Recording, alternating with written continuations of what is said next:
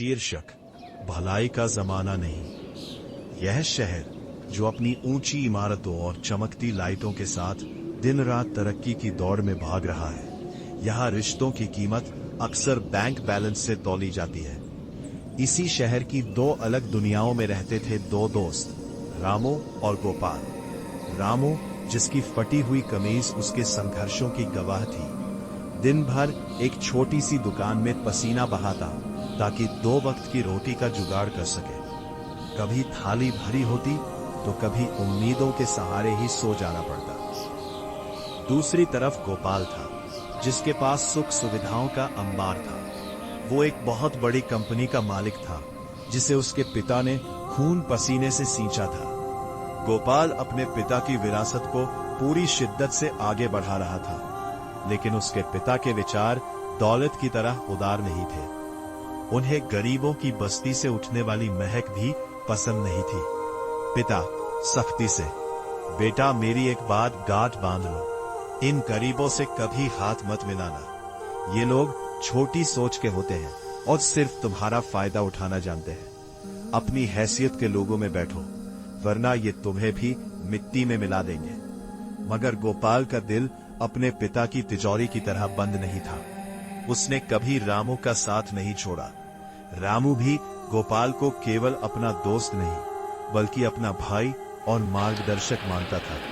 लेकिन वक्त का पहिया हमेशा एक सा नहीं घूमता। एक शाम जब शहर बारिश की बूंदों से भीग रहा था, रामू के घर पर दुखों का पहाड़ टूट पड़ा।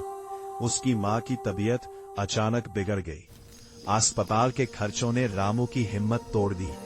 वो भागता हुआ गोपाल के पास पहुंचा। रामू हाफते हुए और रुआसी आवाज में, मां की हालत बहुत खराब है। डॉक्टर्स ने बहुत बड़ा खर्चा बताया है। मेरे पास फूटी कौड़ी नहीं है। क्या तुम कुछ मदद कर सकते हो? मैं मरते दम तक तुम्हारा कर्ज उतारूंगा। गोपाल रामू के कंधे पर हाथ रखकर, पागल हो गए हो क्या रामू? क्या दोस्ती में भी अब हिसाब होगा? तुम फिक्र मत करो, मैं अभी अस्पताल फोन करता हूं, सब ठीक हो जाएगा। गोपाल ने बिना सोचे समझे रामू की मदद की, लेकिन ये बात गोपाल के पिता को पता चल गई। उन्होंने गोपाल को बहुत भला बुरा कहा और रामू को सबके सामने अपमानित किया। रामू का आत्मसम्मान बुरी तरह घायल हो गया। कुछ महीनों बाद किस्मत ने पलटी मारी। गोपाल की कंपनी पर एक बड़ा संकट आ गया।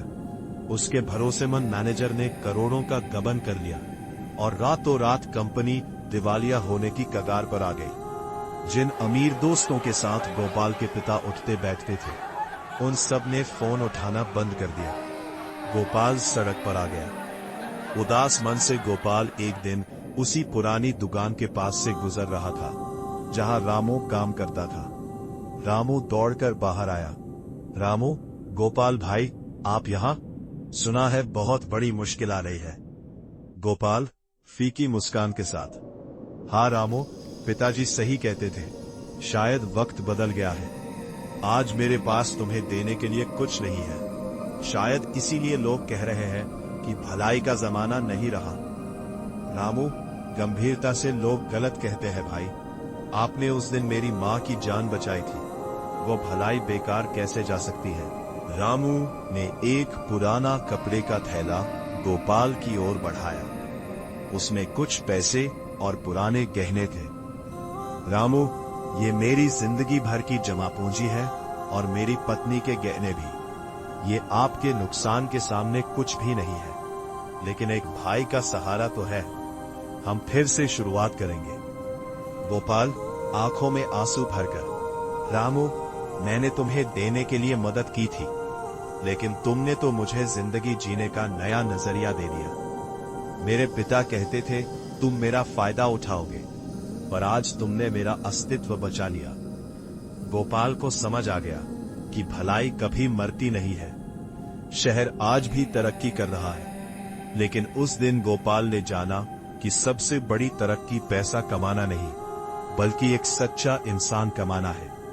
लोग भले कहें कि भलाई का जमाना नहीं रहा, लेकिन जब तक रामू जैसे दोस्त जिंदा है, इंसानियत मुस्कुराती रहेगी।